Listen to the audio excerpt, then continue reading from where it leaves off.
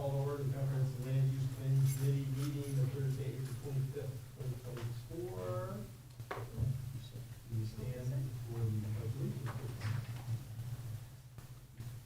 the Allegiance to the flag of the United States of America, to the republic for which it stands, one nation, under God, indivisible, with liberty and justice for all. Right, hit those. May I have a roll call? Chairman Matthew Koppler, Here. Member Todd McClary. Let the record show that Member Todd McClary is absent from today's meeting. Member John Eric Hoover. Here. Member Denise McKenzie.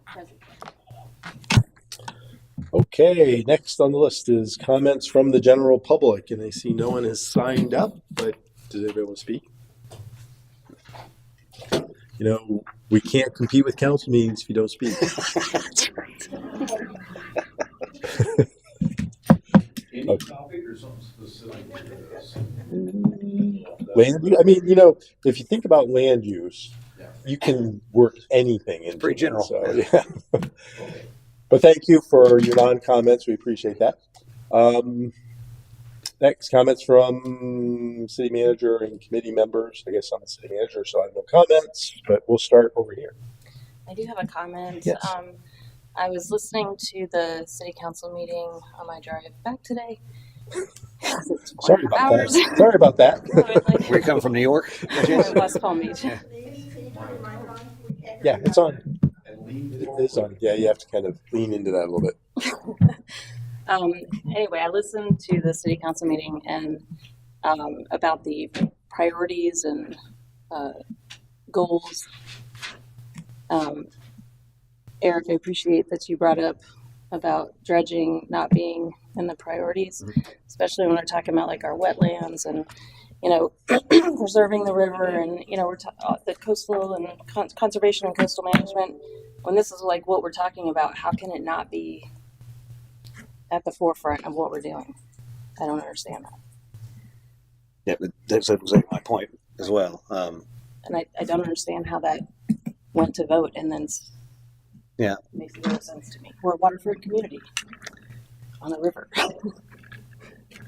That's my comment. Do you want to comment on that? Well, I have I guess a psychological point of view on that, how that could happen. Because there's a number of things that when you look through there, and I think you had brought up later on about the whole thing about, you know, fiscal management and all that. And sometimes people will look at that and say, well, of course, that's a priority.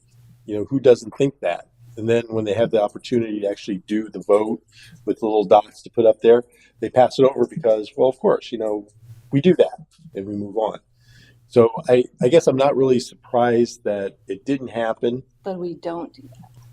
Well, Dredging. I mean, again, I think that's a part of the overall. I mean, from, you know, my perspective, you know, there is a commitment from all of the council members. I've spoken to all of the council members that, you know, the water quality issues and improvement of everything related to that. I mean, not only water quality, but also, you know, the resiliency piece of, you know, preparing for the changes that we're going to need to make with, you know, the housing stock and lifting and, you know, the different ways to manage the stormwater. That's all on the front burners with everyone. And I know there's initiatives moving forward on those things that will be coming forward. So I understand what you're saying, but I think I can't explain how it happened, because when you look at the field of view of everything that was on that list and some of the things that they chose to be more of a priority, you know, there are things that maybe weren't as, you know, ingrained in the blood of people, I guess, the best way to look at it. I mean, Can you explain to me why for those meetings or those workshops that only council and the city staff voted on that? Well, because on any of it. Right. So it's ultimately the council's goals. B, we, you know, typically we've done these, and I've done them in many communities. There's first development of how you go about your own goal setting, and then as you progress in that, then you start broadening. Okay, you know, and remember, this was my third month that I was here. Typically, you have more of a lead up. You would be starting these things more in advance, where you start engaging the public and asking what were the elements of things that you think are important. Now, going into the next one, we're going to have our CRA plan update, which is again engaging the public to say what they think is important. There's going to be now information for City Council to act on. We're going to have the comp plan work that we're doing with the public to engage them and what they think the community is going to be. So that's going to be another element of information to give to the council as to what the residents see as needs and wants. And I'm assuming that we're going to be doing this. I mean, I think I have it on my schedule to do it. Is some type of engagement as a community. Excuse me, a survey. I couldn't think of the word. Community survey to actually drive information that way as well. It's something that I would like to see we do on an annual basis, because I think it's not enough just to ask the question once. You got to keep asking to see if that changes. Because I think that's something that happens in communities that are growing or changing demographically.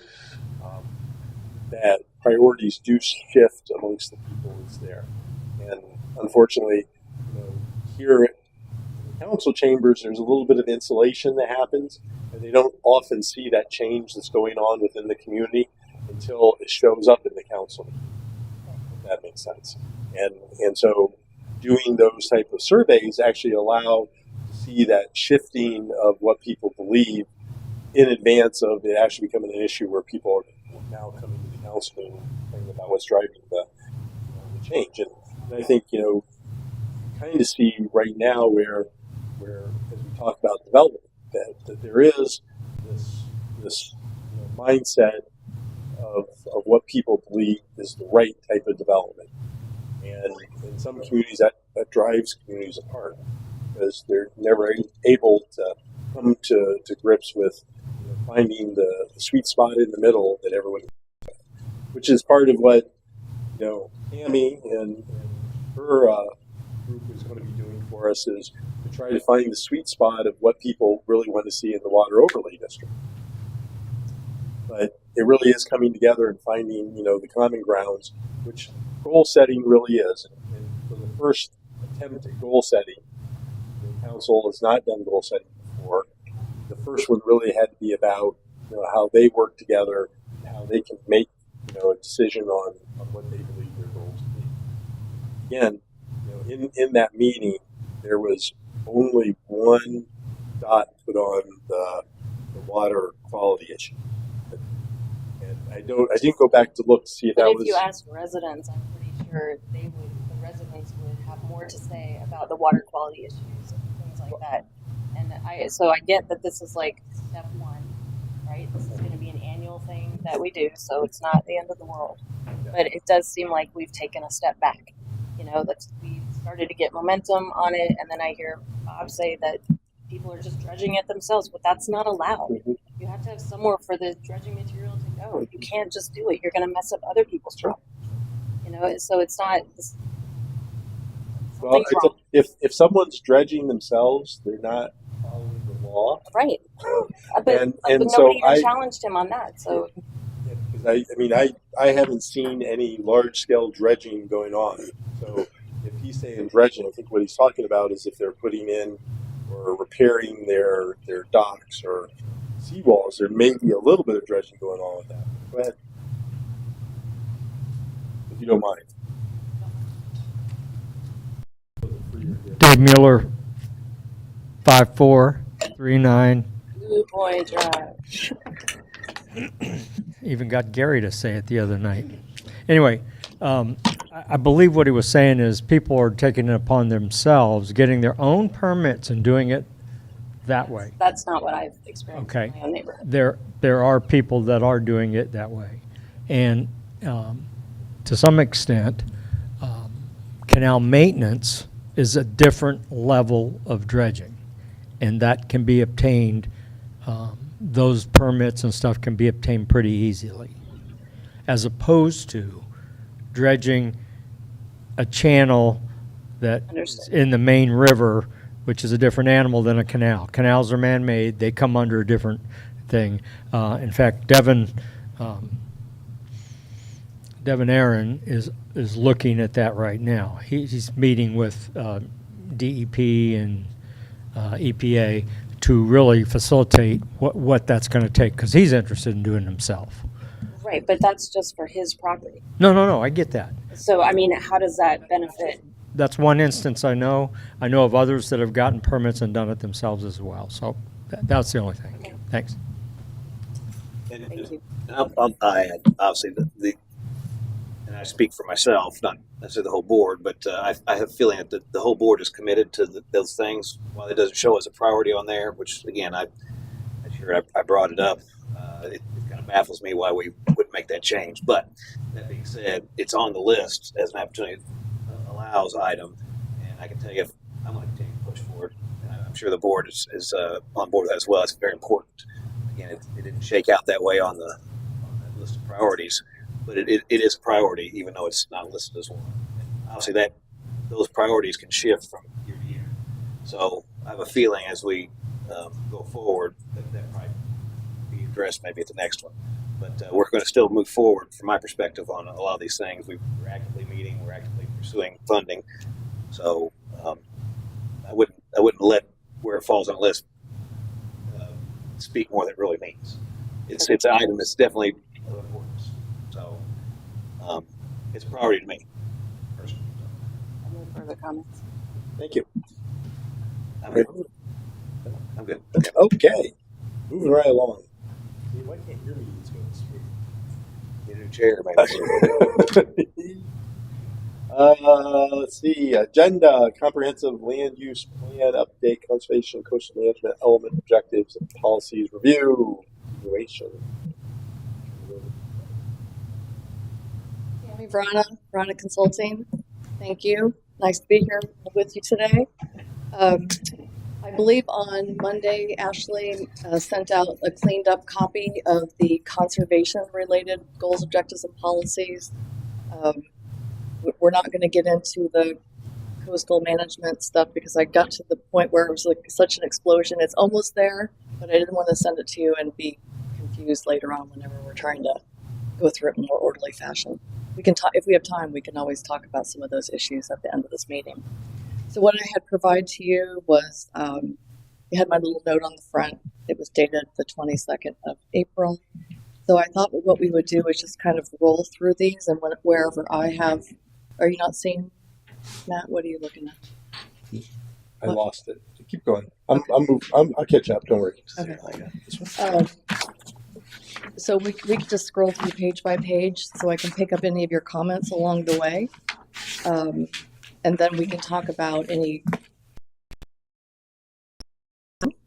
And then we can also discuss any new policies that I have added, and those are indicated by new policy as we go through it. So does anybody have anything for the first page, which would be page 27? I believe that's your 27 in your document. And these objectives will be related to the ecosystem preservation. Okay. You said 27. Are you looking at something that has like green boxes, Oh, objectives? CCM 27. Okay. The CCM 1.1, which is the objective number, Mhm. is the first one we'll go through. And we'll, so I did do some research into what the county requires relative to its wetlands.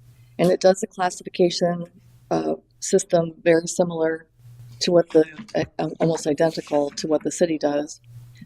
But category 1 wetlands in the county are now 100 acres or more. It used to be 40 acres, now it's 100. Now we need to keep in mind the context of what is occurring in the county is not necessarily on the coastline. There may be a reason to keep your threshold at 40. That would just be my assumption. And then also, that's in policy 1.1.6, are those definitions.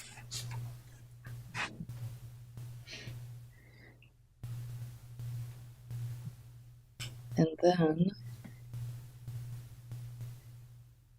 let me get to it here.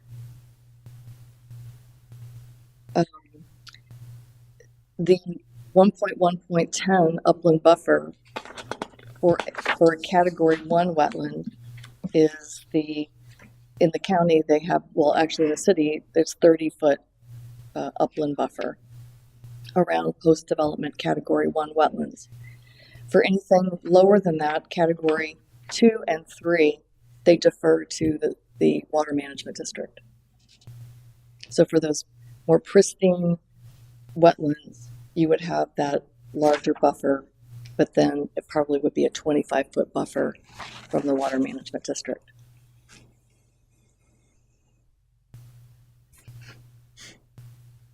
So any thoughts on having that buffer apply only to the category 1 wetlands versus the category 1 and 2? So it does, right now, it only applies to category 1, is what you're saying. Yeah, right now, it's in the city, it's category 1 and 2 wetlands. 1 and 2. In the county, they only do the bigger buffer relative to the category 1 wetlands. Okay. I would probably mimic the county on that. So it wouldn't apply to 2. We have it now. 2 and 3 would be same So as the you county. have 1, 2, and 3, but the buffer that you have only applies to 1 and 2. Right. So County what- only applies to 1 on theirs, right? Right. So I'm thinking just for consistency relative to like people who are doing development with obviously somebody has decided that category 1 is what should be protected with the higher standard. And then the Swift Mud standards would kick in for anything that's lower than a category 1. I mean, that's just a comparison. I don't have any preference one way or the other. I'm just reporting what I found. I would think mimic the county. Like the same, right? Well, yeah, I think so. I'm assuming with 1, if we didn't have a 30-foot buffer, it wouldn't be less than what Swift Mud would be requiring, right? Or is Swift Mud's 30 as well? I think Swift Mud's is based. I think theirs is based on the resource. So I think that they would determine that based on the environmental evaluation that they did. Okay. But it could be less. But I would think for category 1, and the reason that these standards came up a while back is that the state was indicating to local governments, it's your resource. You can protect it to the extent that you would like to protect it. Because sometimes what's happening maybe on a state level could, or at least at a district level, could be sort of one size fits all. But you have that prerogative locally to have something that is a higher standard. It can't be less Right. than what the environmental resource permit would be. Right. But it could be more. That's I just was assuming that the 30 would probably be more than what they would be doing. Yes, So- it could be more. Yeah.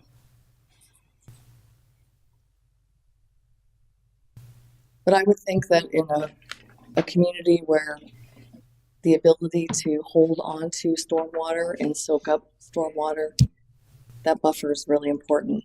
And granted, maybe the county had looked at that larger buffer for only category 1 because those are bigger systems.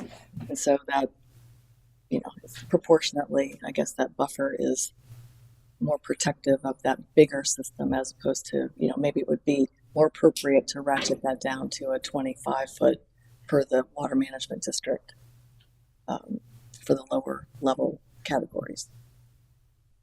But if you wanted to consider a change, that's the change I have presented in the document.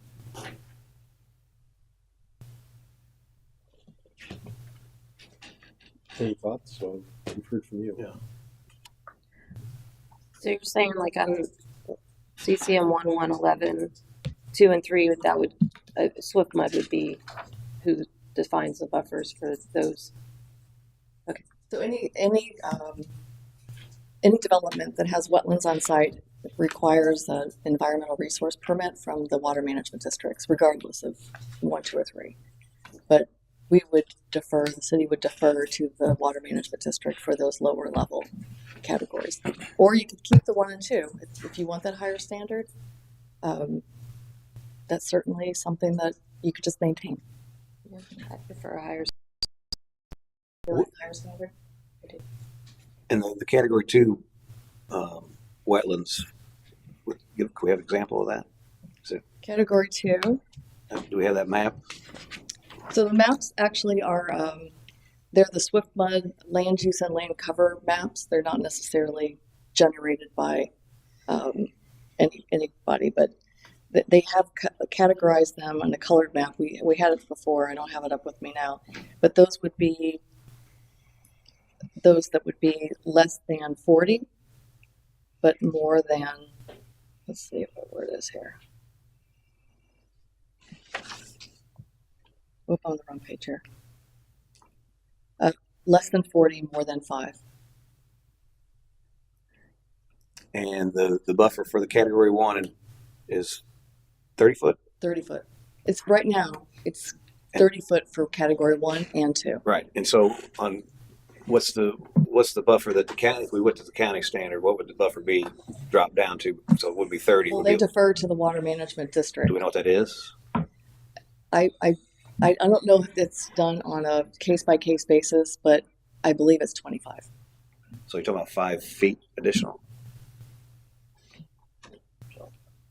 And it sounds like they do it on a case by case basis. So maybe it would be 30, or it would never be more than 25. Is that, you say case by case basis? Less than 25. Where it would be less than 25, but they may require more. Yeah, I don't know what the science is behind how they go about determining what the wetland buffer. They evaluate the quality and the size and all of the aspects. I mean, from my perspective, there's a lot more smarter individuals looking at this on that scale. Science-based. So I would be more inclined to. I mean, do we need to have it more restrictive? If there's a reason for that, then okay. But I mean, these guys are doing this for the living. They make these recommendations, so I feel comfortable with mimicking that. I do too. Only 5 foot. Yeah, difference. exactly. It's not much. That's why I asked the question: how much different is 1, 2? So yeah, I think. Okay. You have any thoughts on it? I'm with you. Okay. So we'll mimic the county. Let's see what my next question was. Okay, so the other thing is relative to wetlands and any density and intensity credits for the wetlands on a site. So right now, it's your standard says to provide credits for preserving wetlands based on their quality, the size, type classification, and their quality. So later on, the comp plan, like a little bit down below, refers to 1-to-1 transfer of development intensity or density out of and away from the wetlands and the buffers is required in all future land uses other than residential, recreation, open space, coastal lands, wetlands. So that says to me that you can get 1-for-1 credit for commercial mixed use, industrial. Do you read it that way? For everything but? So I'm just like wondering if it makes sense relative to residential. Because in all cases, in most cases, you've got zoning that will keep your density down. So if you had a 10-acre lot and half of it was wetlands and the density was 10 acres per unit or 10 units per acre, if you gave credit for that wetland, you could get 20 units. Mhm. But the zoning, if it didn't allow that because the lot sizes or the Setbacks and all the Yeah. stuff that go into play. the only time that it could affect how much that you're actually building is if it's a PUD, because then you're making your standards. So I don't know if this was put into place because there was a concern about changing neighborhood character based on being able to transfer density out of your wetland areas. So I'm just trying to think back think about why this would have been structured this way, because up above it's saying set the standard, way down below it's saying this is a standard, but it doesn't affect all land use categories. I mean, I can see based upon some of the land that has not been developed yet, and one of the reasons is the wetlands on it. I mean, I think if you incentivize denser development on those areas, you're giving rise to more multifamily concept than single family concept. And I'd have to imagine that was a thought there. That it was not desirable. Yeah. Let- Right. Mm-hmm. They were trying to keep Everybody that wants from happening. keep single family. Yeah. Preserve that character. So I believe in the county they allow a 25% density intensity credit out of the wetlands, but for some reason they're in here. We're looking at 1-to-1 out of your more intensive land use categories, commercial, industrial. So, you know, what is the value system now? Is it, you know, more intense, more compact development, and does that make sense where you have commercial future land use category, and should it apply to residential, and maybe we may make provisions for places that might be planned unit planned unit development also needs to be compatible. Yeah. That's a criterion so perhaps there could be a safeguard for allowing that 1-to-1 transfer out of wetlands for residential, with the caveat that there also be a neighborhood compatibility consideration. Yeah.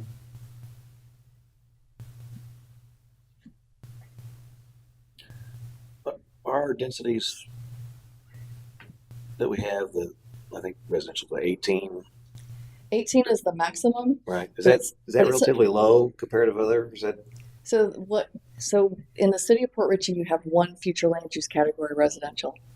In these, you have a layering. Mhm. So you've got a res 6 and a res 9, and you know there's a lot of different Right. tiers. So what you've relied on is you're saying these are where residential will reside, and we're going to rely on our zoning to tell us what kind of residential density could actually go in. So there's always that sort of governor that brings it down. The only sort of like wild card is PUD.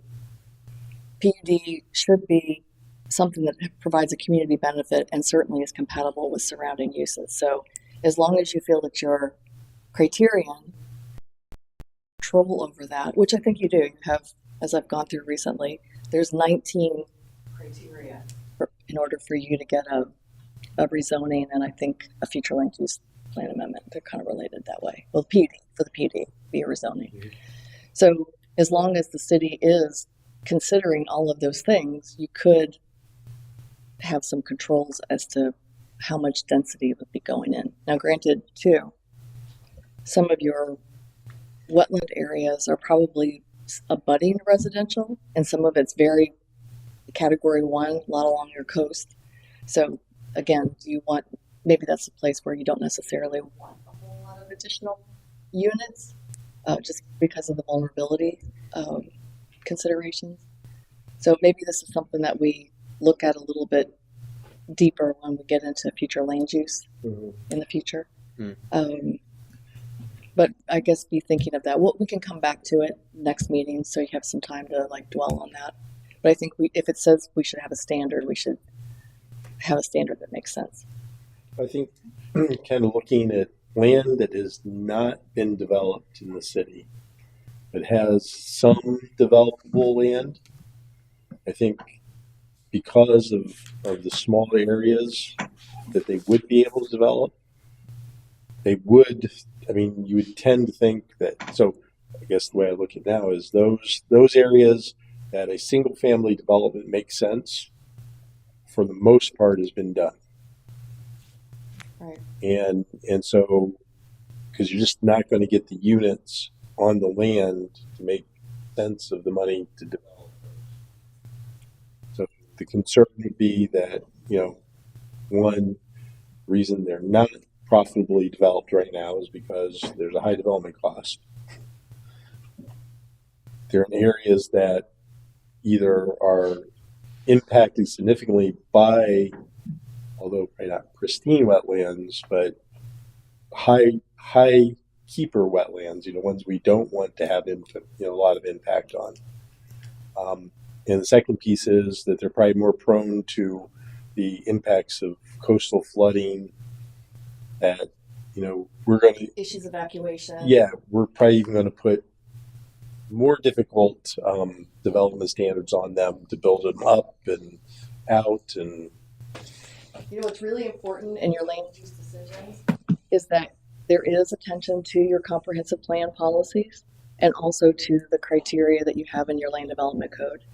Everything needs to work together, so it's not an absolute 18 units per acre. Everything, that's a maximum. Everything else needs to fall into line to make sure that you're making sound land use decisions. So I believe that you have the tools to, no, irrespective of this, so we'll talk about that, but you have the tools to be able to make good land use decisions. There could be some cleanup and updating, but as long as they're used, I think that's the important thing. So maybe we need to look back at this, what's on the ground now that would apply to that residential, and how does that relate to density credits? right. Do you want it, because there might be some places that are appropriate for. Do you normally see in Florida? Do you normally see this type of credit in the comprehensive land use plan? Mm-hmm. Do you know? Well, because it's the wetland aspect, the wetland preservation. Mm-hmm. So it's almost I guess in some cases, communities could give zero, but it's an incentive to preserving that wetland. Now, what you're doing is you're giving the absolute incentive for at least those land use categories, because you're giving 1-to-1, but not in residential. Okay. But you're saying even if we keep it 1-to-1, it still should go through planning and zoning Oh yes. if it's on. So that's another gate. Yeah, if you kept it 1-to-1, everything still needs to. But when they go through and they're calculating up, well, how many units can you get, or how many square feet can you get of development? You can apply that wetland category. You can apply that wetland acreage to the calculation, so it ends up being pencils out to more. Now, your land development regulations could affect that. Your buffers, your setbacks, your height limitations, all the things that kind of help it to be context sensitive, appropriate. But yeah, right now you can, that would all be subject to review by, And the county is what? Did you? 25%. I believe it's 25%. I don't think Their it should be their different. plan is being updated right now, so their policies are somewhat old. So it's only, I could only see what I could I see. would wonder if that wouldn't be increased, actually. I could probably call somebody over there just to find out if they've got some draft policies.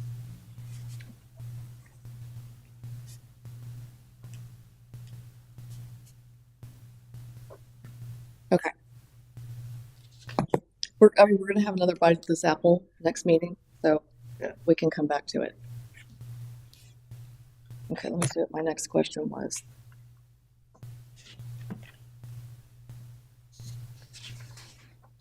Mitigation requirements.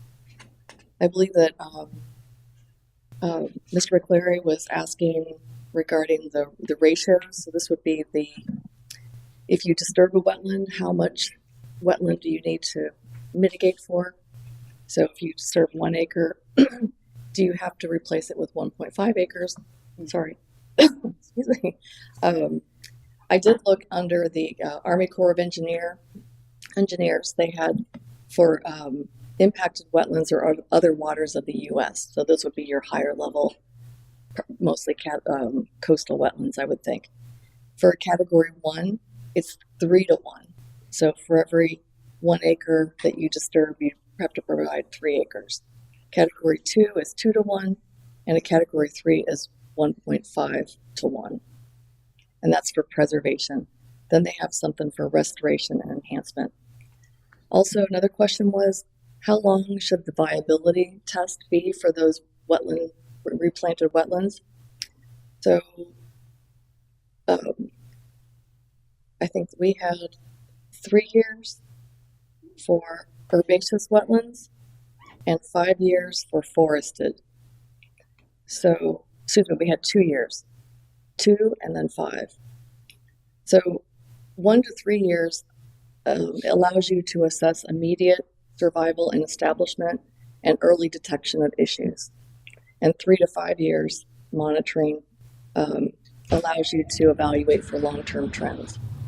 So I would think for the herbaceous, which are like more quick growing, that the 3-year monitoring period might maybe increase that by 1 year. And then for the forested, so trees, keep that at 5.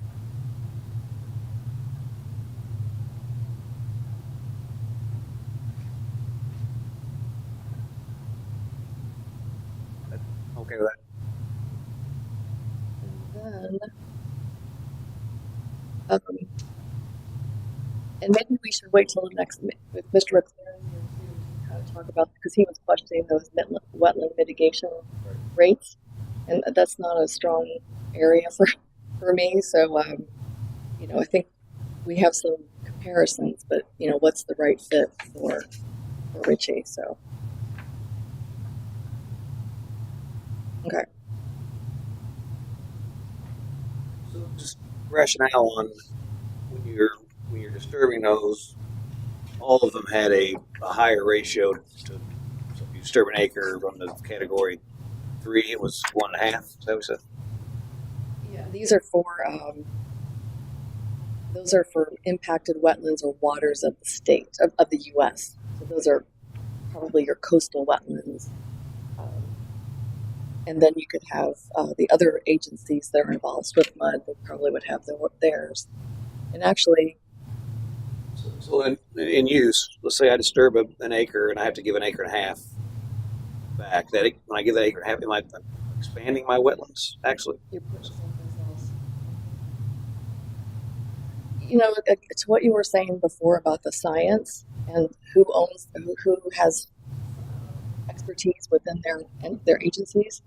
So if you impacted wetlands, they're going to have to go for permitting in those agencies. So if it's a wetland, just like a category 2 wetland, it's going to go to SwiftMud. But if it's the waters of the U.S., you're going to have to go for the Army Corps of Engineers. So you could defer to those wetland mitigation rates that would come out of that permitting process. what are those? Well, I think we know for the Army Corps of Engineer what it is. I just referenced those, and those would be one for preservation and the other one's for if you're restoring or enhancing a wetland. So it's what did you say, like 3 to 1, 2 to 1, 1.5 to 1? Or I just my question is if the goal is to preserve, that's to me it's a 1-to-1. Why do you want to? Maybe there's a reason. I don't know what it is, obviously, but why would you need to give more? Sometimes If you're trying to restore, building something, then that makes sense. But you're building a road. Disincentivize the disturbing. So I mean, the thought is that you have a working wetland that has value. So I don't want you to go in and destroy something that's working. And so if you're going to do it, think about it, because it's going to cost you more to do that disturbance. So you want to disincentivize, again, a working wetland. You can try to restore or put a new wetland in, but then it may not work. And so you're not 1 for 1. So the question that was brought up last time was relative to policy C.1.213, which is in your comp plan. And it indicates 2 acres of wetlands shall be created for every 1 acre of wetlands altered, unless requirements are enforced, unless other requirements are enforced pursuant to below. And then it says that the city council could require something less. And I think that's what Mr. McClary was saying we should. So what I put was in the event of overriding public benefit, which is defined under C.2.6 in the comp plan. But it would be no less than 1.1.5. I remember this conversation now. Yeah. Yeah. And my question for that is that why would you take that overriding capability out? Because at the end of the day, council could change the plan to do whatever they want anyway. It's just an extra step. So instead of having to change the plan to apply it across the board, it makes sense to, on a case by case basis, you might want to allow it for certain things for whatever reason. Yeah, and I think that when you define overriding public benefit and you defer to that, it gives at least council something to say, well, this is the benefit that we're getting through this impact. And so the trade-offs might be Right. worth it. Let's see what that is, 1.2.6.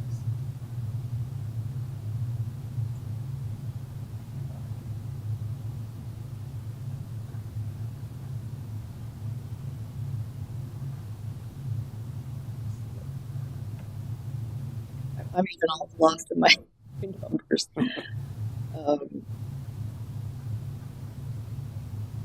Are those actions required by local, state, or federal governments necessary for the promotion of public safety, health, or general welfare, such as stormwater management activities, or the provision of water and wastewater facilities, but not including roadways?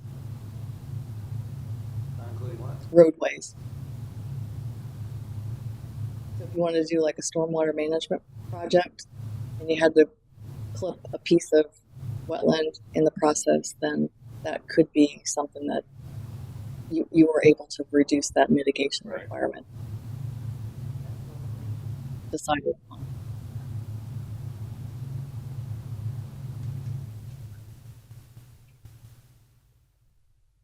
Now, there are other provisions in there about, when dredging and filling is permissible, permitted activities in a wetland.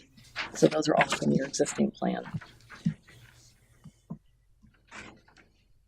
And that mitigation will be the final option when no other reasonable alternative exists, and avoidance and minimization of the impact cannot be achieved. So you've got some guardrails.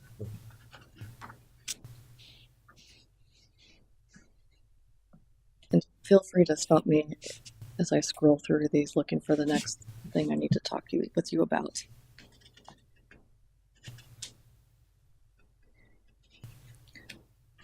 Under, let's see, stormwater, there was a question about the city's required stormwater management projects to be designed and operated to protect and enhance natural systems. And then I added biodiversity and estuarine productivity. And Mr. McCleary was pointing to the Pinellas Stormwater Manual and its post-development discharge rate. The city does have a stormwater level of service standard in the public facilities element. And I believe that is did I write it down somewhere? I mean, there is a standard that exists, so that's where it would live, is in the public facilities element. But I don't know how Pinellas County's rose to a higher level. There's a lot of different standards in that manual that I wasn't certain which ones would apply to a comp plan, because there's a lot of fine-grained decision process that would be in that. So maybe when Mr. McCleary's back, we can talk about that again.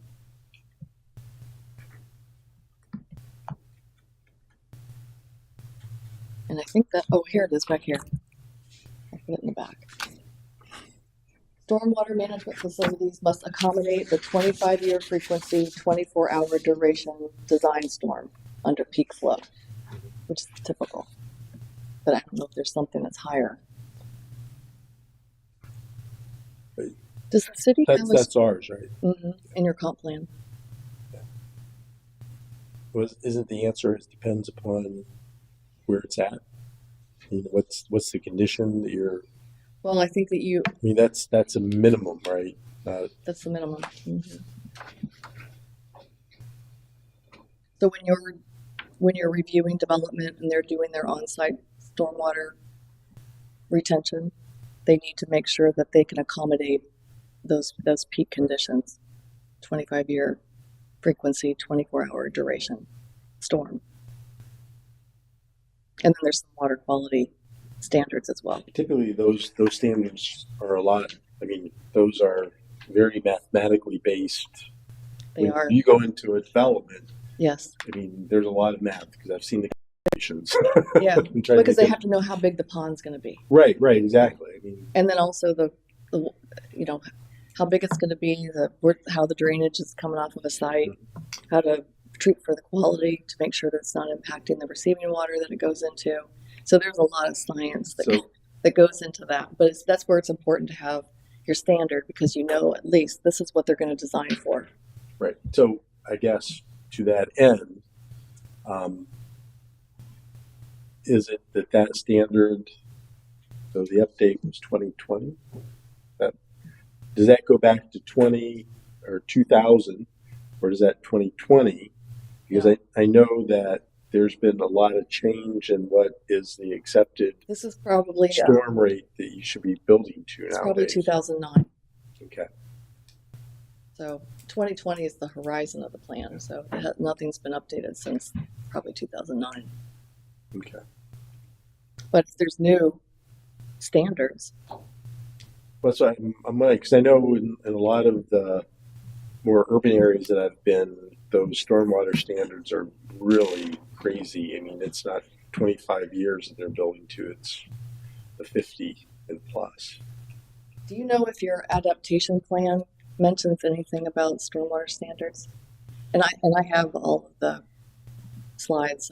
I made some slides. I'm not sharing them with you today because they're not very. I'll look real quick. I mean, I don't know if quick.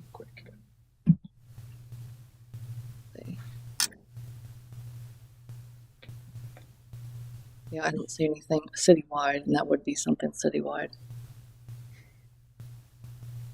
Yeah, the only thing that I would be wondering is it today not 25 year, but like a 50 year? So instead of 25 year, it would be more of a 50 year. Yeah, that's somewhat, and believe me, I'm not saying that that's fact or anything. I know that in my time as being a manager from 2006 to 2022, different states, but you know their stormwater requirements were based on a different storm peak or storm. Well, in the Pinellas County one that was just updated this past year, because I went to their meeting for comments, theirs is a 25-year, 24-hour for open basins, and up to including 100-year, 24-hour for closed basins. Right. That's it right there. Yeah. So it's a higher standard if you're in a bowl and there's no place for the water to go.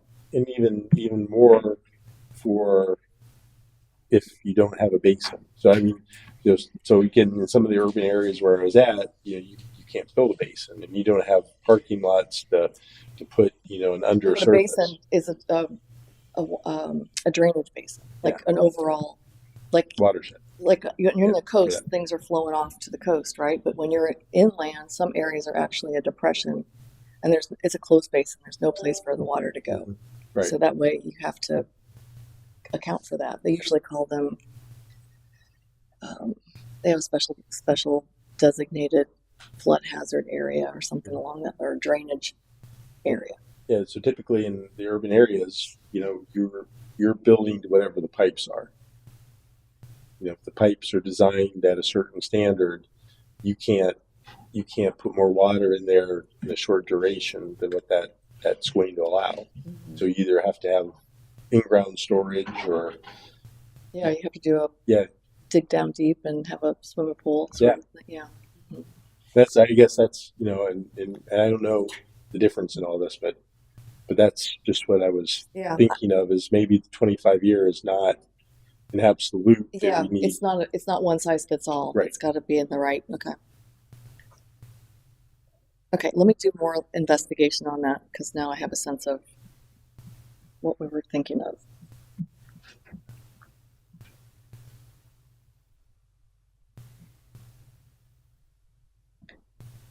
Okay, let's see where I am now that I can orient you where I am on the page. So we're done with wetlands, stormwater management. I did include a new policy.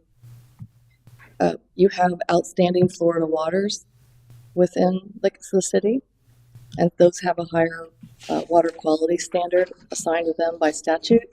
So I just put maintain or improve background ambient water quality in the Nature Coast Aquatic Preserve, outstanding Florida water, and the Whetstone Berkovitz outstanding Florida water by minimizing pollution from stormwater runoff, land uses, and activities such as septic systems. I'm guessing that you have some septic systems still in the city. You have some septic systems still. I know you're not permitting new ones. Yeah. Off the top of my head, I'm not sure of ones we would have, Okay. but that's not to say there aren't. There's usually some, but that's great if you guys were. Sal would know.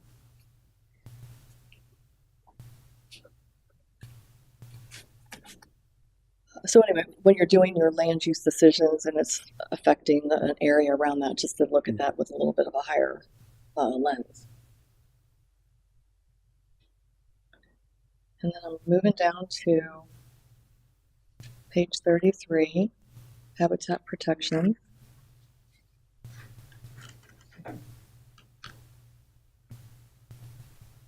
Let's see if there's anything new in here that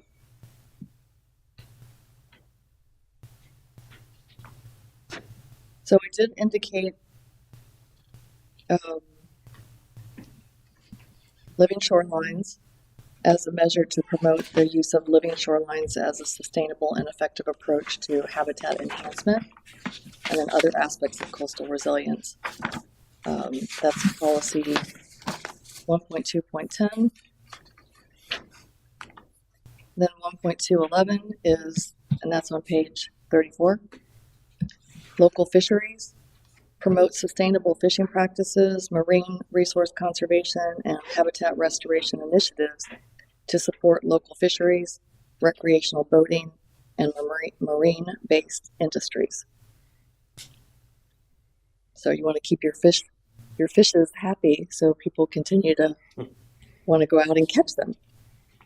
And then 1.2.12, outdoor lighting standards, to establish and implement outdoor lighting standards to minimize impacts on coastal ecosystems, including marine life, nesting birds, bats, and pollinators. Light pollution can disrupt navigation, feeding, and reproduction. And there may be aesthetic reasons to address outdoor lighting, but in this one, we're keeping it to the environment. The next would be 1.2.13, use easements and land trusts. So to encourage the creation of conservation easements and land trusts to secure and protect habitat lands in perpetuity while providing financial and other benefits to the landowner. So in some cases, there may be, and I know the county has some priority areas that they're trying to purchase through their acquisition program. And there may be some of those areas that butt up to the city. I don't know exactly where they are, but I'm sure there's coastal areas involved. But this way, if there were some incentives for those property owners to participate in that, they could establish a conservation easement where they get to continue living on the property, but they've essentially given over any other use of the property to that government entity, or it could just be outright acquisition. So My only comment on that would be, should be providing instead of provide. Oh, so while providing. Thank you. Any input on typos is appreciated. The next one is habitat restoration. So to restore disturbed and degraded environmentally sensitive lands to enhance biodiversity and ecological functions through targeted measures such as urban reforestation, living shorelines, seagrass and mangrove plantings, wildlife corridors, greenway corridors. Put that S in there. Yeah, you got double such as too, by the way. Do I have two such ases? Mhm. Yeah. Oh my And it gosh. should be such targeted measures as, if we want to be Such. excruciatingly correct. No, let's do it. Such targeted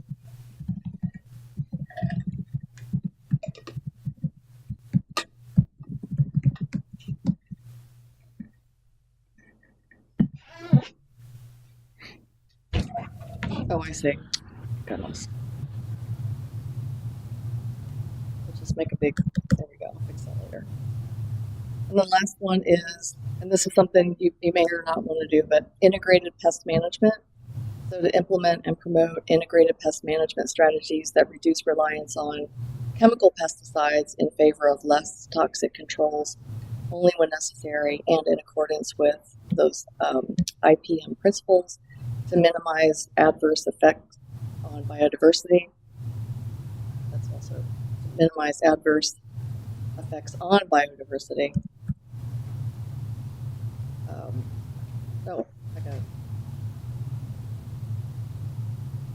I guess it's on biodiversity and ecosystems. So that would affect things such as, through your city procurement policies, if you need to address a pest, to think about sort of the least harmful product or tool or approach before going to like the ones that maybe are not specific to whatever it is that you're trying to eradicate.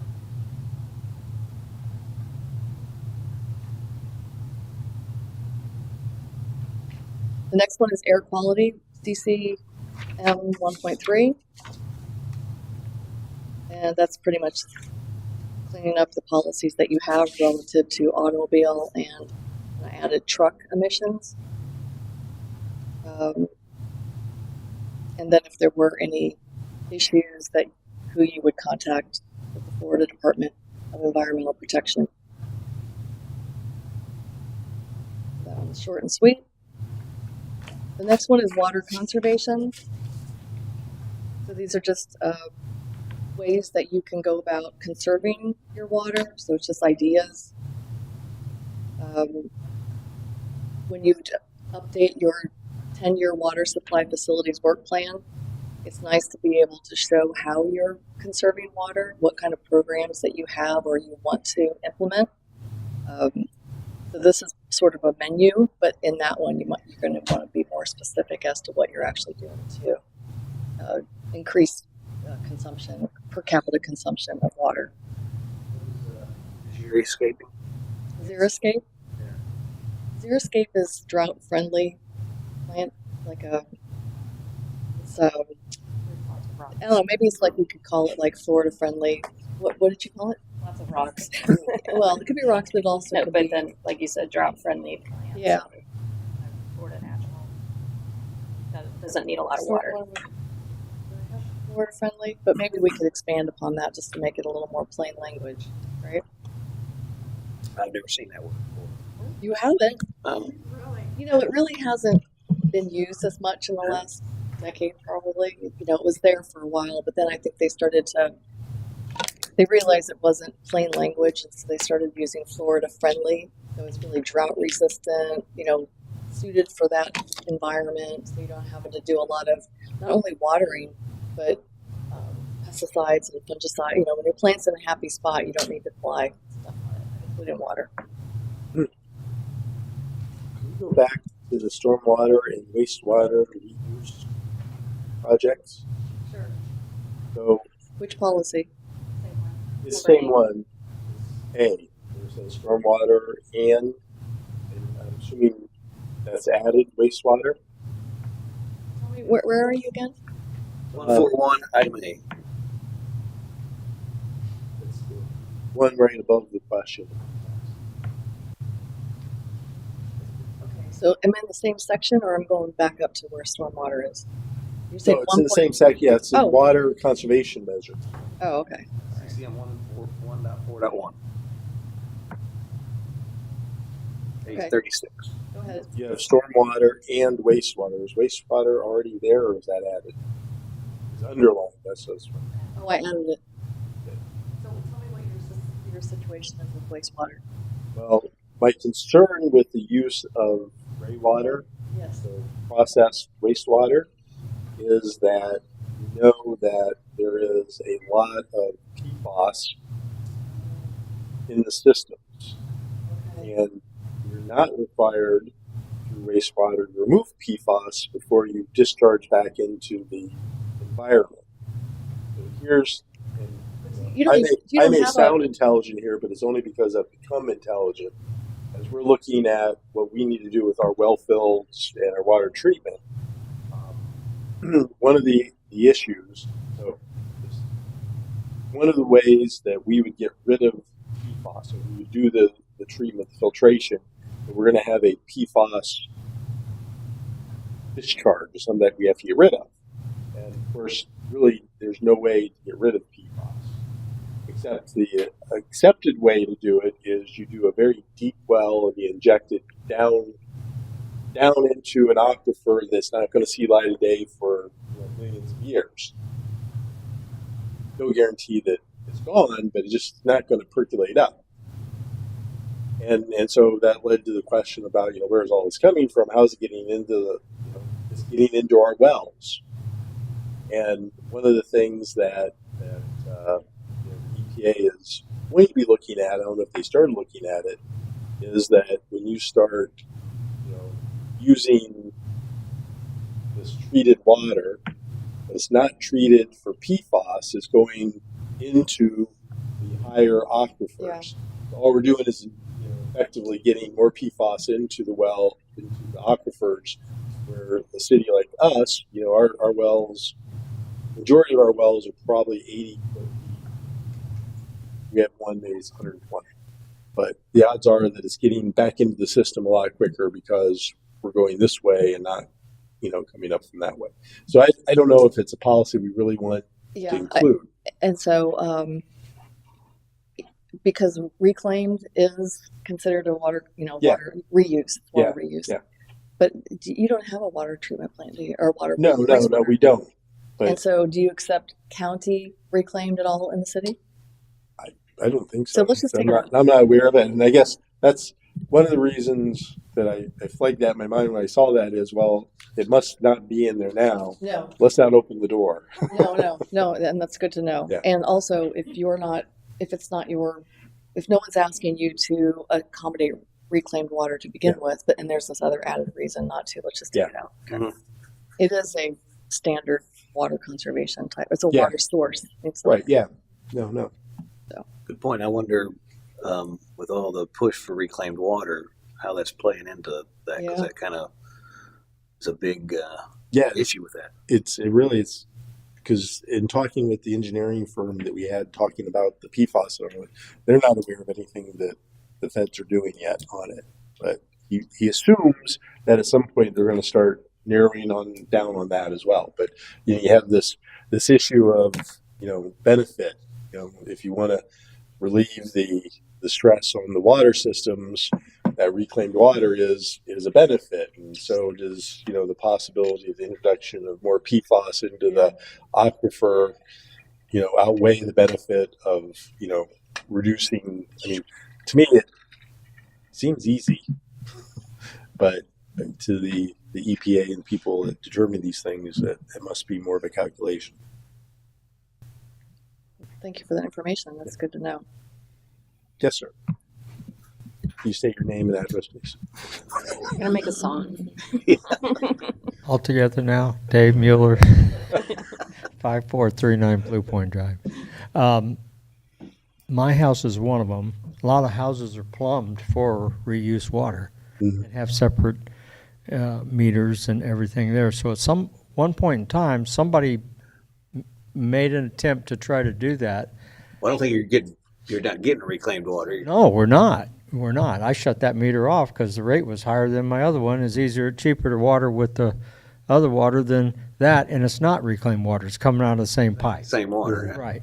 But the point is somebody made a decision at one point in time. If we're not going to that, we've got a lot of abandoned equipment that could be pulled and reused somewhere else. Just an idea. Thank you.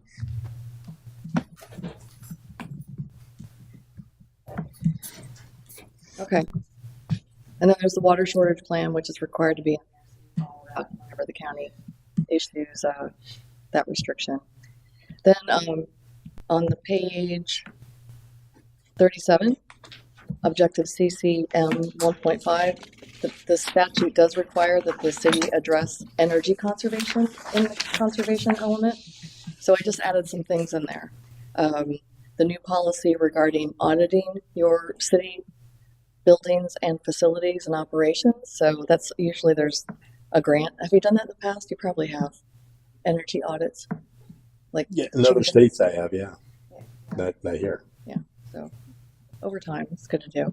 The next is adopting energy saving technologies that make sense. So things like smart meters and reducing your waste at city buildings.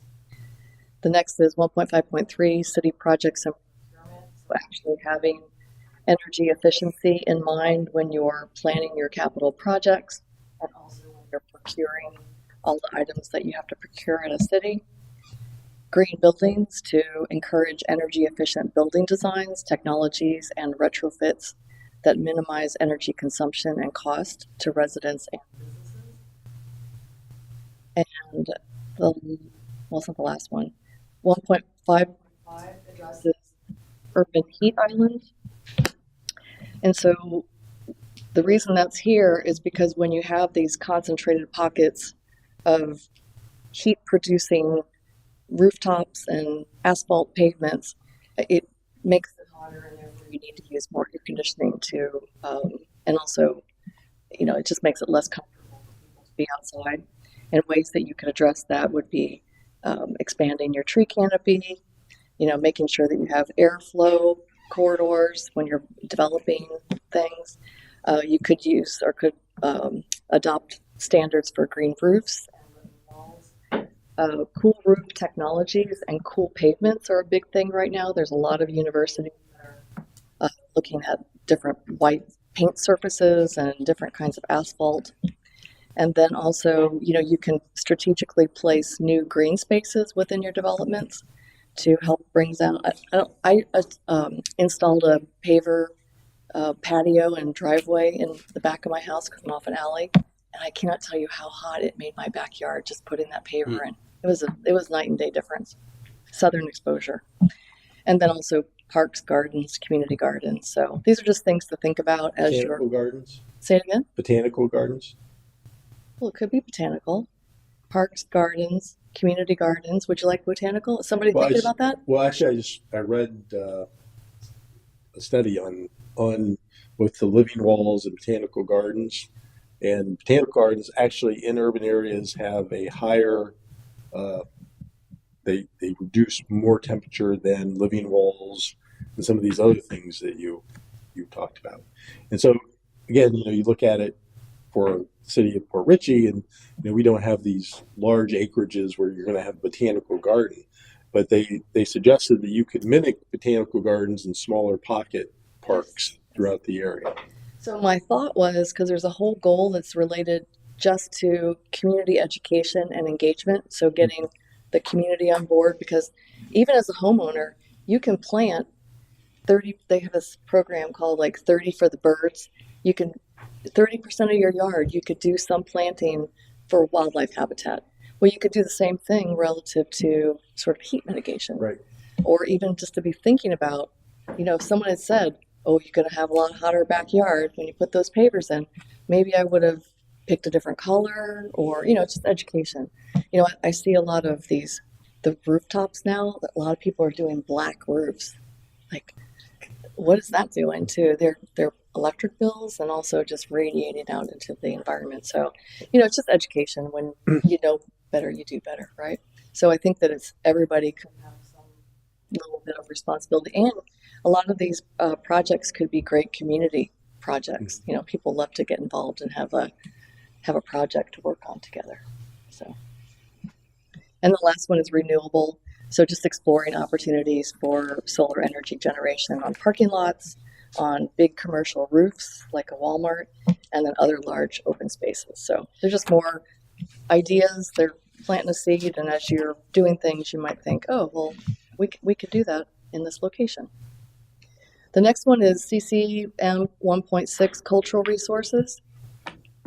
That's on page 38. That's pretty much drawing from what you had in your comprehensive plan today. I did make reference to the Historic Preservation Committee. I did add the potential for structures and sites, because sometimes it's a building, sometimes it's an archaeological site, sometimes it's a district. That's kind of like a site.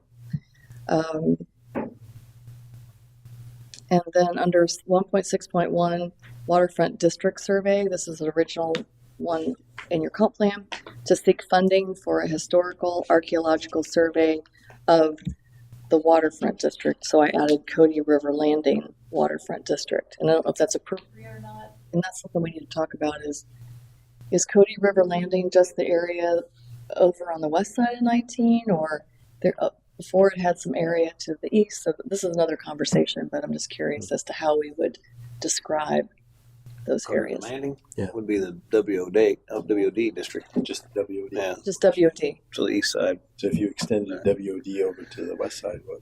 which I think is probably warranted.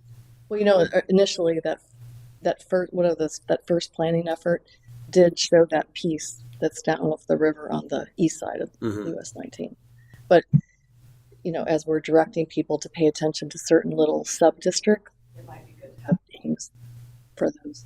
And I didn't know if Cody River Landing was kind of like the downtown area, you know. Yeah, I think the problem with it now is there's no real connection there.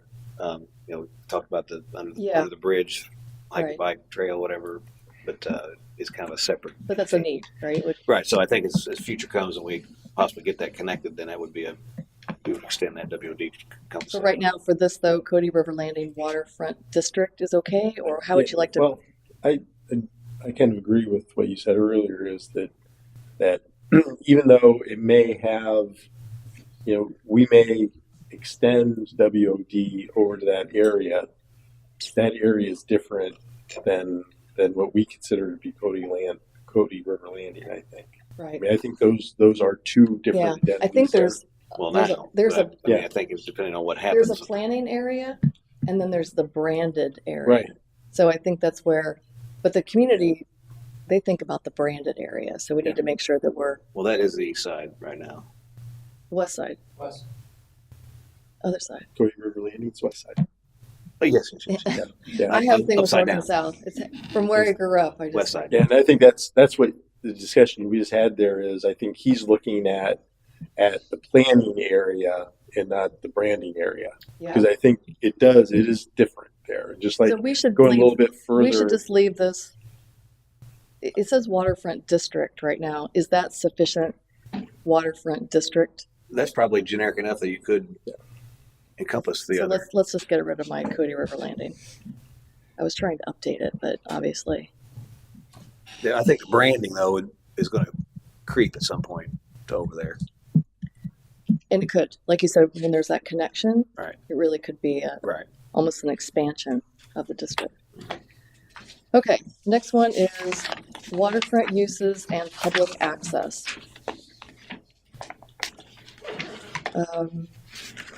Borrowing a lot from what's already in the plan.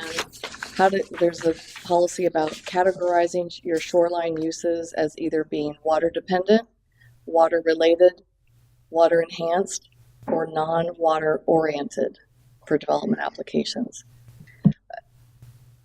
I'm not certain what to do with that. But maybe it's just,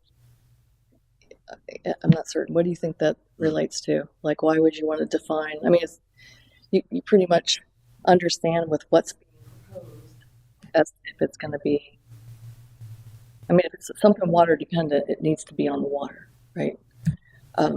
Water related, water. So I'm not certain what this policy is doing for me, but Does that mean you're categorizing existing uses of the land, or are you It says for categorizing it says potential for uses? development applications. Right.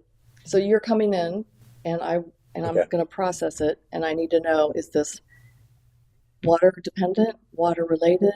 How am I going to treat your development differently? Right. I guess it could be prioritized in a sense because it's water dependent, but I'm just not certain what this policy. It's just like you just giving it a name, like a category.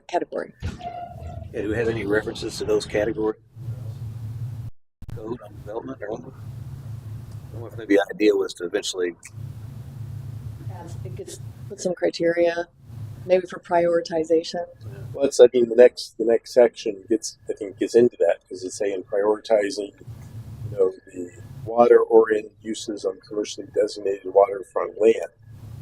Right. So I mean, it's saying it's kind of going through the application process. Right. I said, okay, what is this going to be? And if it's a water-oriented, okay, you want to go here. But if you don't, if you're not this, Right. then you want to go over here. And that, to me, that lens, you have to have an understanding of the land itself, parcels within there, and designate those.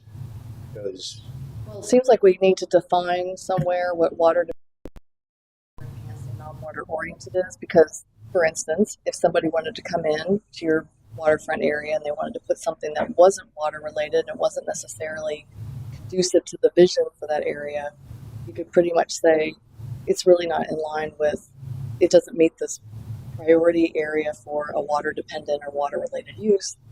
And, thinking like storage, right? Outdoor storage or a car wash or whatever is being built everywhere, that you could say that really isn't something that the city could support. So the problem I kind of have with this is that, this is aimed, I guess. So let me give you a development scenario. So let's talk about the WOD area, and we have, let's say, the CRA has a parcel of land. It's true. Imaginary parcel of land, and they have to weigh between two development proposals that come in. One is a coffee ice cream shop, and the other is a bait tackle shop.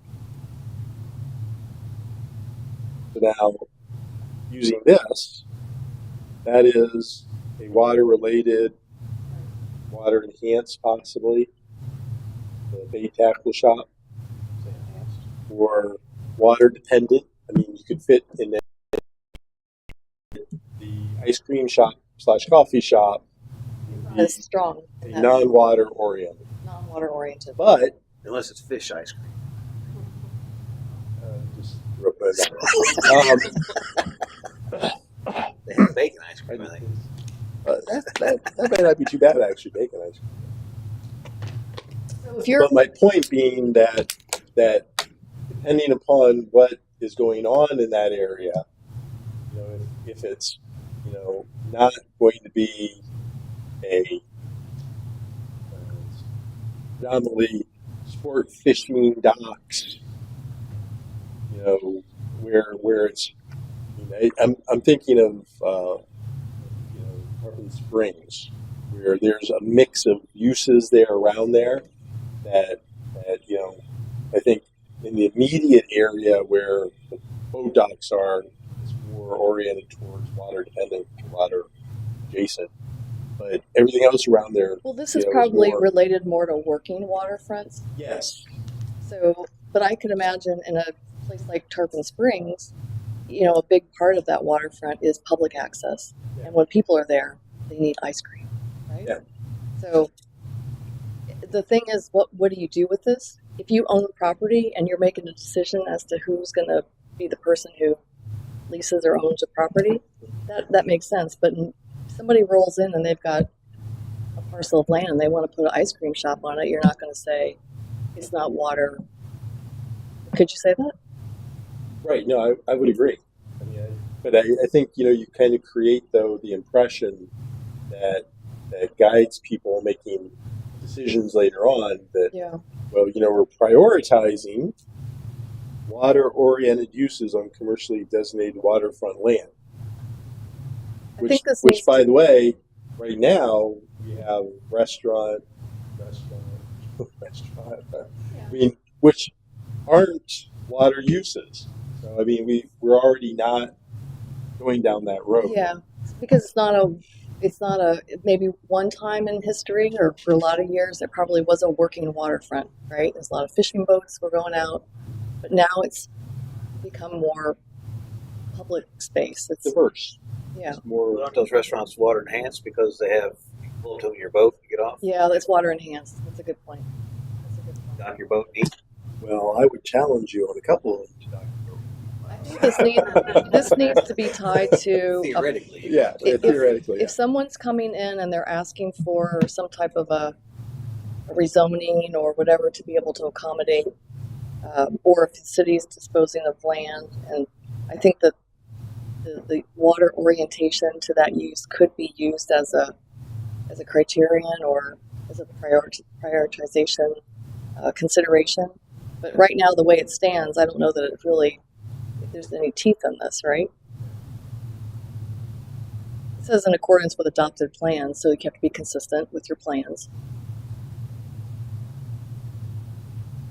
Let me give a little bit more thought to that. But I mean, think that I guess I question the value of that.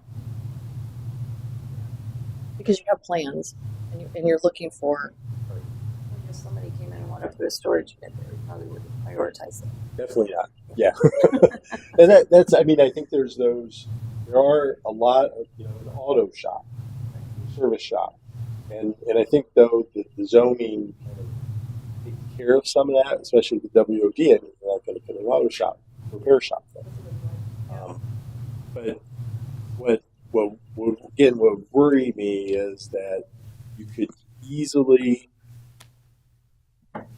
you know, not that government would do this, but government could easily start, you know, reducing the ability of people to do things with property based upon whether they are water dependent or water related or water. And again, my example is that, you know, an ice cream coffee shop. Well, you can't go there because you're not, you know, water dependent, water.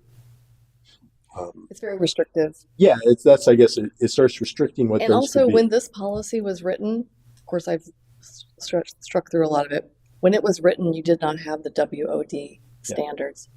So perhaps those protections are in there. So maybe it could be a sort of a looser category about,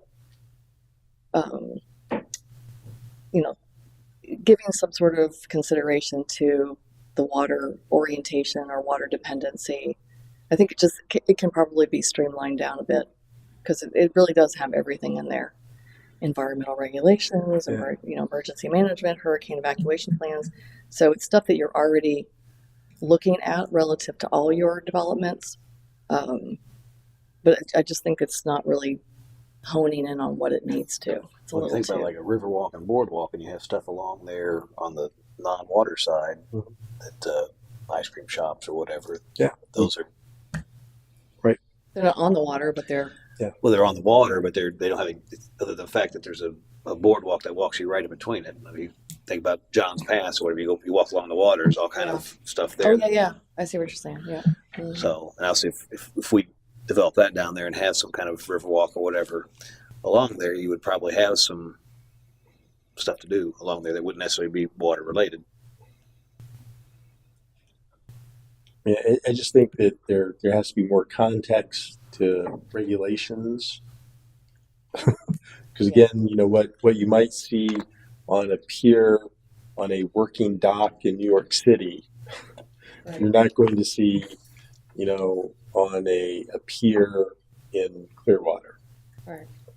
And so I think it's different the way you have to look at the way the land is. Now, see, I have a different point of view if that's categorizing what's currently there. I think we should categorize that there from the standpoint of if we want to see a transition from what's there to something that the community wants to see there. And so I think an example would be, if what was there now was, let's say it's a bait shop and it has a pull up where you can, put your Dump put the your fish, boat in a slip dump your bait there. right in your live well. Yeah. I mean, and this probably isn't a good example, but this is the best one I can come up with in the short. Where we might want to see restaurants and shops there, right? And so you categorize saying, these are good uses, but we want to transition from this use to another use. So then you can start identifying the value of these different uses in that transition, right? And incentivize how that can happen too. But I mean, it just, The thing is, there's no system for there's no points. So, like you're getting more points if Right. you did this versus that. So, right. it's really kind of, like I said, Well, I think an incentive. So a way that you could incentivize things like that is through the CRA, and you develop a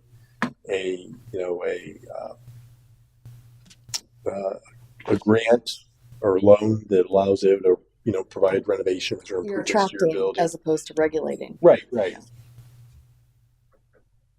But again, I think considering everything right now, I don't see the value in that. But Yeah. This stemmed from something in statute a long time ago that related to the land uses in a waterfront and trying to preserve those for some of your employment-based working waterfronts that probably had a lot of pressure for residential. Think about I'm not thinking of any ports, right? Well, Port of Tampa, Channelside area.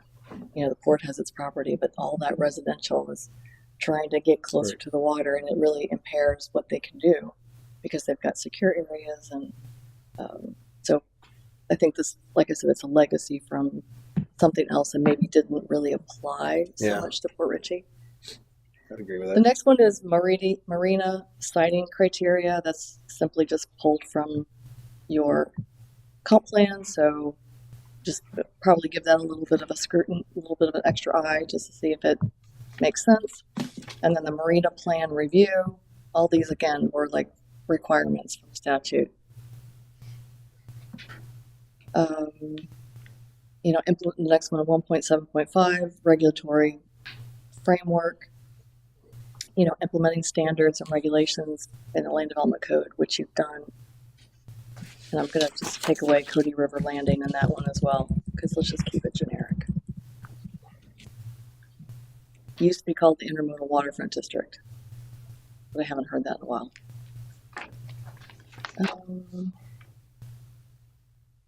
Then down to waterfront public access.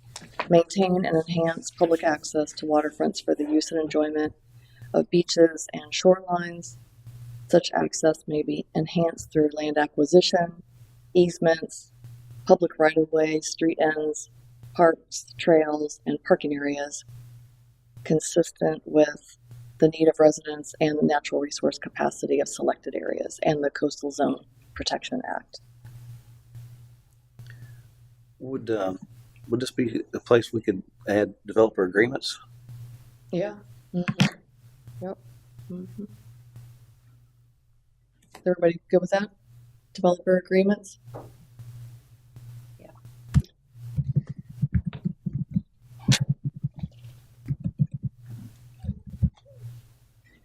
And the last one is access to renourished beaches. There's a requirement in statute, so I just rephrase that to facilitate public access to beaches that have been renourished at the public expense to maximize the benefit of such investments for the community.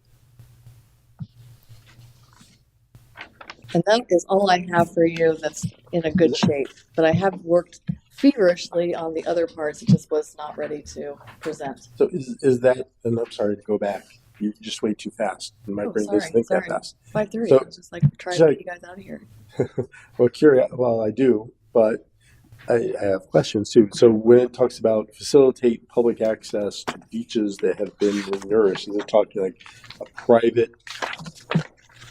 So, someone has an area that, at some point they had a beach, hurricane comes in, wipes it out, it's not there, and they renourish it. So this comes down to, yes. So when they're like beaches, think of Pinellas County, the beaches, and they have the little cities, and they've got those little parking areas that you can walk out and get to the beach. Well, in some communities, there's no way to get to the beach. Mhm. But if you're accepting public dollars to renourish a beach, it needs to be for the benefit of everyone. Right. And so that's what this is getting to. Gotcha. Now, I don't know that you'll ever be in. Have you ever had? Where's our We beach? just did it. Yes. Ozner Park. Yeah. You just did it. Did you get some sand? Yeah, there's sand there. I know there's sand there, but I mean, did you bring in sand? 10 tons or something. Oh. The sand was dropped there. I can't believe you're not visiting our beach. No, I've been. And the water quality is very good, we found. So Did it get a ton? Serious. Let's all go swimming. Somebody went around and tested it. I don't think that's from there though. They asked for it, and they were able to add that to our testing. Awesome. Hey, is there any data on water quality that we need to know about for? There is a little bit. I mean, but it's not. That's the level of, I can't remember what is the thing they're looking for. So NPDES? No, no, it's state's doing the Oh, the testing health for us. department. Yeah, comes around for swimming areas. yeah, it's some FTP like class. coli that they test for. Yeah, those like class water. It's actually listed in here somewhere, but yeah, swimming areas and things like Yeah. that. Okay. I could start to like talk a little bit about the coastal resiliency, but I don't see why we should do that tonight. So let's save ourselves for the next time. When is the next time? 2 weeks. That's my thing. I'm the chair. Oh, I'm sorry. I'll stay in my lane. Here. You want I'm this? just curious. You want this? No, I don't. Well, we've been trying to keep on a 2-week schedule. Okay. So today being So let me ask you this, because your public engagement stuff I was going to ask her about that. is going to be kicking off soon, right? Yep. Next, the 7th, I believe, we're having a website and a survey ready. So we're putting together the photographs now for the visual preference survey. I just met with Sal regarding the website, so he's going to help us set that up. We have a flyer. Well, it's not. We're going to have a flyer. I'm still putting it together. We did a little logo for this visioning effort, not the branding of the area, and yeah, so we'll have something for you guys to look at. Probably, I would say next week if we can get our photographs collected. The 9th and the 10th, we're out of Yeah. pocket. Yep.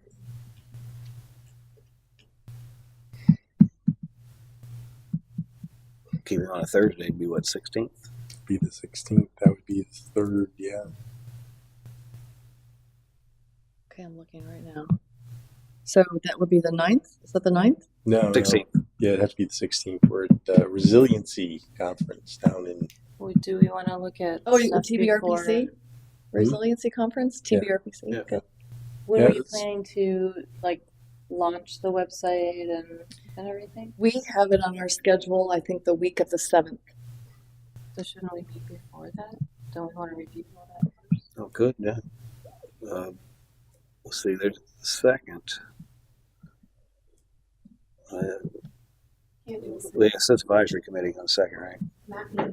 And a MAP meeting. And well, these are 4 MAP meetings until 6:30, but What about the 8th? Oh no, 7th. 7th is what I was thinking. I'm sorry. 7th, It's Tuesday. Tuesday. That's not a council week, yeah, that would work. You will have to have a fill-in from the secretary. How can we fill in for you? You gonna be gone that week? Or? I'm not here the 3rd, the 6th, and 7th. What about the 8th, Wednesday? Well, yeah, but not if we have it early enough. How long do you think we would need for that? Was the second not good? Was the second? Is that too soon? Second time. Map meeting. Oh, You know, I will sacrifice the MAP meeting to be here to have that meeting. Oh, we can't do that. What about on Monday the 6th? Monday the 6th. I could probably I have a 3 o'clock, but I could probably get out of it. I'm always there, so everybody else misses. Why not me at one time? So. Huh? Oh, you're the 6th, 7th. Should have been training him. No, you. You're inching your way down there, you know, pretty soon. Motion approve Dave as temporary secretary. Yeah. Second. Do you want to check? So ordered. There'll be an officer there. You won't like my notes. Yeah. I assign responsibilities. Do you want to check So- with Mr. McClary? The 6th. Well, darn it, you know. Give me that gavel. Out of order. If we do the 8th at like 3. Yeah, but if she's launching the website on the 7th, then we want to look at it first. Oh, you launched on the 7th, not the 9th. What was it? When you launch the website? Well, it's the week. The week of 7th the is what 7th. the week of the 7th. Yes, So she doesn't have a specific date, Okay. just one day that week. So we were trying to make it 3 weeks prior to the actual. When's the event. earliest you could launch it? Because I don't want to wait any extra. Well, I mean, we got to put the photographs together. So the earliest. What's we your could estimated launch date? launch- The 7th was our estimated Okay. launch date. Well, let's put a different secretary. yeah, no, I mean I'm not worried about that. Yeah, let's do the 6th then. Don't take that wrong. You'll be missed. That's why I was saying, you'll just have to have a replacement for me. 6 at 4? The 6th at 4?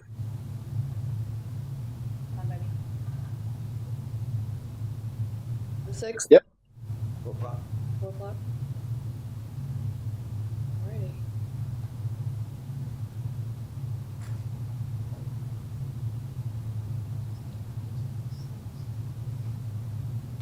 You'll send out a meeting invite for that.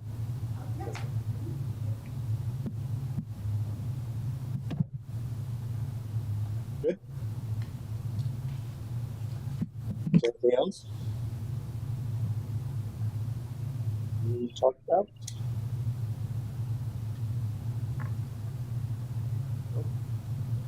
She's back up. Yeah, she's ready to go. I'm with her. Yeah, she is. Had too many long meetings this week. Yeah, we'll send it. I know. That's what I feel too. Drug out. Oh, motion adjourned? Second. All those in favor? Aye. Adjourned. Thanks, everyone. Thank you.